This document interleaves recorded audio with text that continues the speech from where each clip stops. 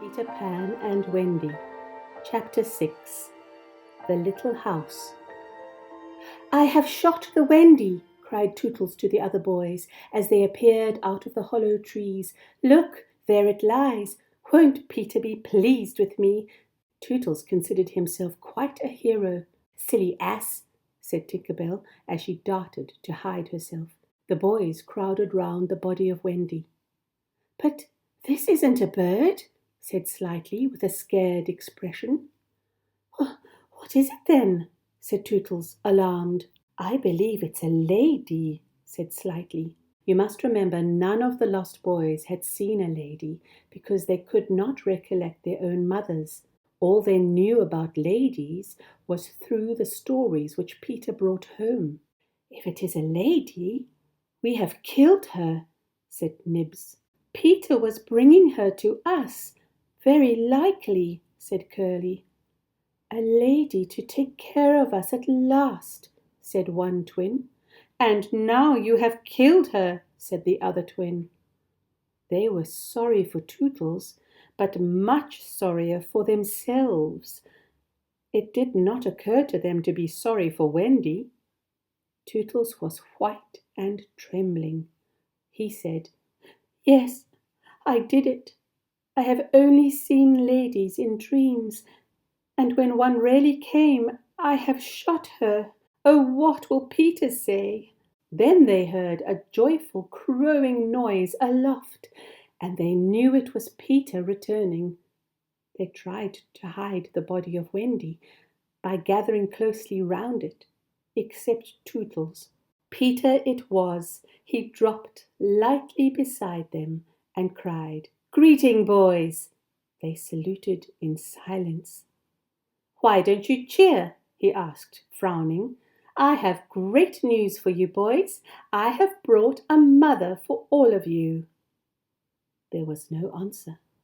"Haven't you seen her?" inquired Peter uneasily. "She was flying this way." Then Tootles showed him Wendy, lying there with the arrow in her breast. Peter was thoroughly uncomfortable. He was also quite at a loss how to act, whether to treat it as a joke, or to take no notice, or what. But it would never do to let his band see that he was uncertain about the next step. "She is dead," he said at last. Nobody wished to contradict him. There seemed little else to say. "Perhaps she is frightened at being dead," he continued. The rest had no remarks to make. The whole matter was quite beyond them. Peter drew the arrow out of Wendy and demanded, "Whose arrow?" Tootles, meekly kneeling, replied, "Mine, Peter." And as Peter lifted the arrow to use it as a dagger, Tootles bared his breast to receive it. Peter raised the arrow twice, but he appeared unable to stab Tootles with it. "Something stays my hand," he muttered. They were all gazing hard at him except Nibs, who luckily was looking at Wendy. Nibs saw her move her arm. He bent over her and exclaimed in an awe-struck whisper, "She spoke! She said, 'Poor Tootles!'" "She is alive," said Peter. "The Wendy lady is alive," cried Slightly. Peter knelt beside her and found that the arrow had struck against the acorn button which he had given her in the nursery, and which she had put upon her neck chain. He showed it to the boys.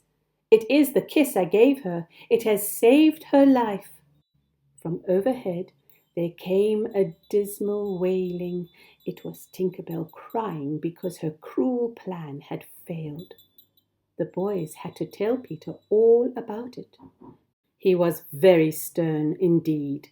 "Tink," he said, "I am no longer your friend. Begone from me forever." She pleaded hard, but he brushed her off his shoulder. Then Wendy was seen to move her arm again. It may have meant "Poor Tink," for she was a very forgiving girl. So Peter said, "Well, not forever, but for a whole week." And Tink went off. Peter, as has been mentioned, often had to spank the fairies for being so annoying, and Tink deserved a spanking more than any. The puzzle was what to do with Wendy, who was still in a fainting state. Slightly thought it would not be respectful to carry her down into the underground home, yet he agreed that if she were left lying where she was, she would most likely die. Peter had one of his brilliant ideas. He said, "Let us build a little house around her."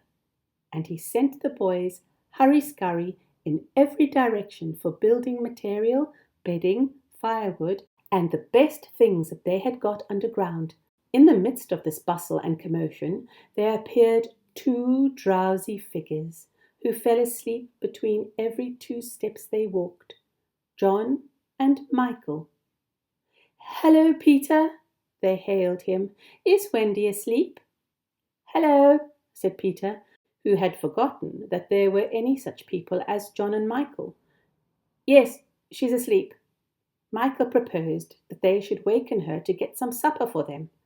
But Peter ordered his band that these 2 new boys were to help in building the house. "Aye, aye, sir." "Build a house?" said John. "Where? Why? Who for?" "For the Wendy," replied Curly. "For Wendy?" repeated John. "Why, she is only a girl." "Away with them," said Peter. So the astonished brothers were made to work and carry furniture and obey orders. No easy matter when one is more than 3/4 asleep.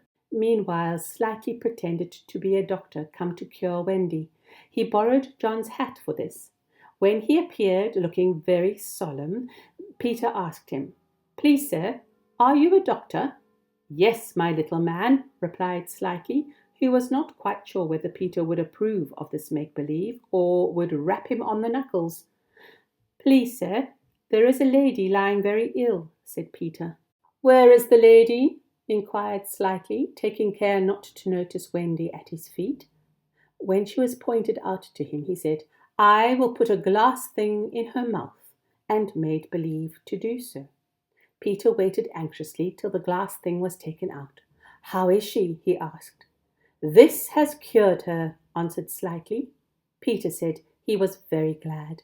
"I will call again this evening," said Slightly. "You must give her beef tea out of a cup with a spout to it."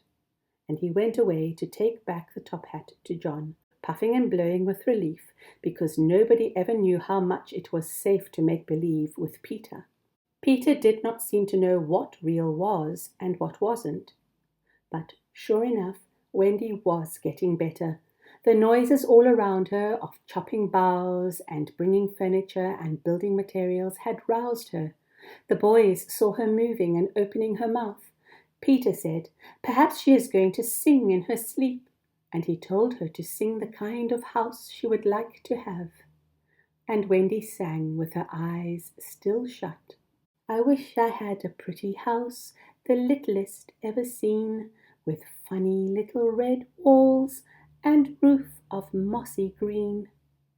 In no time at all, they had built up the house over her. It was made of branches and moss and nicely furnished with things from the underground house. The finishing touches were very clever. They were a door-knocker made of Tootle's shoe sole, and a chimney made of John's top hat with the bottom out. When the boys saw smoke coming out of the chimney, they knew it was a proper little house. By Peter's orders, they all stood round outside the door, trying to look their best, while he knocked politely, and Tinkerbell sat sneering on a branch nearby. The door opened, and Wendy came out. They all pulled off their hats and were delighted to see her surprise. "Where am I?" she asked, wondering. "We built this house for you," said Slightly. "This lovely darling house," exclaimed Wendy. "And we are your children," the twins told her. The boys went down on their knees, except of course John and Michael, and implored her, "Oh, Wendy lady, be our mother." Wendy was ever so pleased, but doubtful. She said, "But you see, I am only a little girl." "That doesn't matter," said Peter airily. "All we need is just a nice motherly person." "Well," said Wendy, "I am that anyhow. I will do my best. Come indoors at once, children. I am sure your feet are damp, and before I put you to bed, I will tell you the ending of Cinderella."